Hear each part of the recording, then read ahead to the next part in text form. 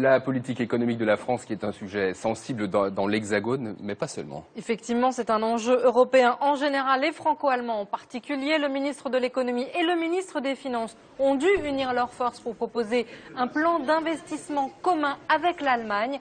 Les Allemands n'y sont pas opposés, mais pas avec de l'argent public. Plus largement, la France et l'Allemagne se seraient alliés pour éviter que l'Union ne refuse le budget français, une sorte de pacte économique officieux. Qu'en est-il réellement? On pose ce soir la question à notre correspondant à Bruxelles. Bonsoir Pascal. Soyons clairs, soyons cash. Y a-t-il un contrat passé entre Berlin et Paris pour qu'on ne soit pas mal noté, que notre budget ne soit pas refusé? Bonsoir Patricia. Non, il n'existe pas de donnant-donnant, mais un principe de réalité.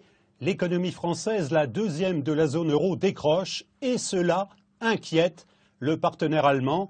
Angela Merkel veut bien donner un petit coup de pouce à Paris, mais sa marge de manœuvre politique est limitée.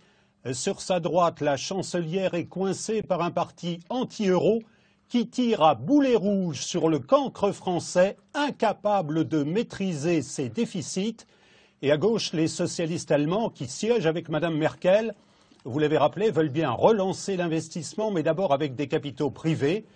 Alors cela dit, il y a peut-être une fenêtre pour la France car la locomotive allemande s'essouffle, baisse de croissance, tension sociale, grève des cheminots sur les salaires et surtout Berlin, vous le savez, doit rattraper son retard en matière de travaux routiers et autoroutiers. Bref, l'idée d'une relance européenne progresse, mais sur quel projet, avec quelle stratégie? Il n'est pas sûr que les duettistes Sapin et Macron aient les idées claires à ce sujet. Merci Pascal Verde.